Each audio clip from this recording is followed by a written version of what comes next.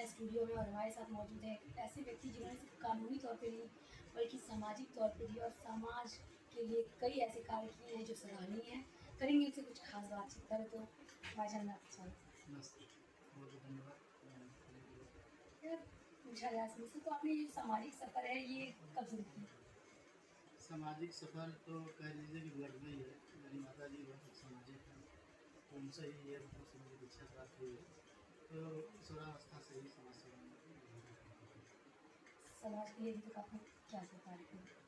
समाज के लिए हम लोगों ने रक्तदान, पर्यावरण को जन जागरूकता, लड़कियों के आत्मरक्षा के लिए बहुत काम किए हैं।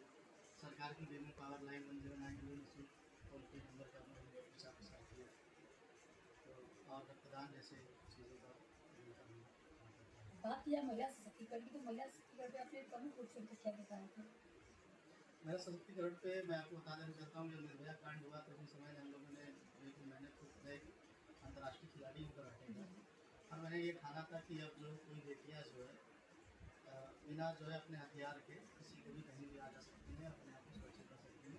हमने उत्तर प्रदेश में 1 लाख लड़कियों को निःशुल्क कराटे ट्रेनिंग देने का संकल्प लिया, जिसको मैंने काफ़ी हद तक पूरा किया है और ये सफ़र निरंतर जारी है।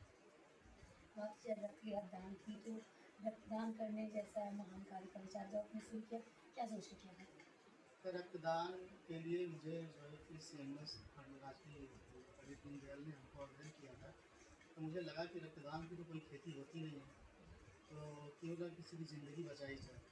तो लगातार मैं खुद 8 बार जो है ब्लड डोनेट कर चुका हूँ और अपनी संस्था से निरंतर जो है ब्लड डोनेशन करके अभी तक कहाँ-कहाँ इसके कैंप लगे हुए हैं?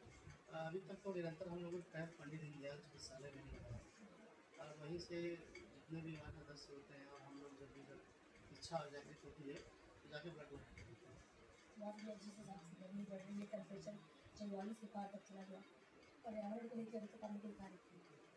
देखिए कहने की तो है 5 जून पर्यावरण दिवस, ये बस जन जागरूकता के लिए है, लेकिन पौधों का रोपण, वृक्षारोपण हमें 12 महीने करना चाहिए, क्योंकि अगर इन्वायरमेंट ही नहीं रहेगा, पर्यावरण ही नहीं रहेगा, तो जनजीवन अस्त व्यस्त हो जाएगा। और गर्मियों के लिए हम लोगों ने निःशुल्क प्याऊ की व्यवस्था हर साल कराते हैं। तो पर्यावरण के लिए मैं लोगों से भी अपील करना चाहता हूँ कि निरंतर पर्यावरण के लिए लोग जन जागरूक हों और एक-एक पौधे हमेशा जरूर लगाएं। जिस हिसाब से पेड़ों की कटाई हो रही है, उसका पर्यावरण पे और आम जनमानस के जीवन पर क्या असर पड़ रहा है? देखिए, जिस तरह से पेड़ों की कटाई हो रही है, ये बहुत ही मतलब गंभीर मुद्दा है, विषय है और चिंतनीय है। और जिस तरह से पेड़ कट रहे हैं, इन्वायरमेंट देख रही हैं, गर्मी का मतलब प्रकोप बढ़ रहा है, तो आने वाले लोग के लिए सरकार को भी कुछ ऐसी योजनाएँ लेके आनी चाहिए, जैसे बीडीए के अपार्टमेंट हो या जो प्राइवेट अपार्टमेंट हो। एक मकान, एक पेड़ का जो है ऑप्शन होना चाहिए कि जैसे ही आपका नक्शा पास होता है, आपको अपने मकान के आगे एक पेड़ ज़रूर लगाना है, तभी हम एनवायरनमेंट को बचा सकते हैं। तो बात की जाए बनारस में, तो बनारस में आपके प्रमुख कार्य कहाँ-कहाँ और किस जगह? बनारस क्या, हम लोग पूरे प्रदेश में काम करते हैं और समाज सेवा के लिए मुझे नहीं लगता है कि कोई क्षेत्र या कोई जगह की विशेष आवश्यकता पड़ती है। आप जहाँ भी जिस सफ़र में जाइए, जहाँ भी जिसकी आवश्यकता पड़ी आप उसकी मदद कर दीजिए, वही समाज सेवा है।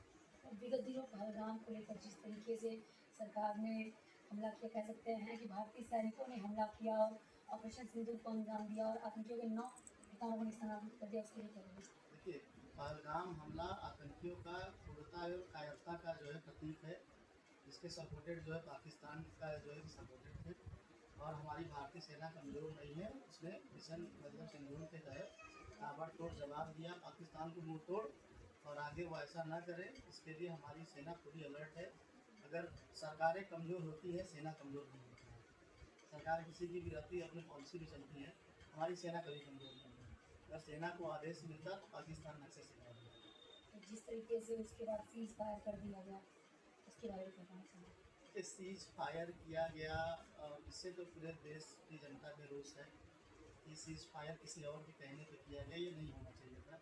आपने देखा था कि हमारी देश की आयरन लेडी, मिशन सिंदूर को लीड करने वाली आयरन लेडी, और हम आप जिसके समक्ष बैठे हुए हैं आप जैसी आयरन लेडी, यहाँ पे हम लोग बात कर रहे हैं लेडी की, तो इंदिरा गांधी ने किसी के दबाव में ना आकर पाकिस्तान के 2 टुकड़े किए, उन्होंने बांग्लादेश बनाया, तो हमें नहीं लगता था कि सीज़फायर की इतनी जल्दी आ सकती है। प्रमुख और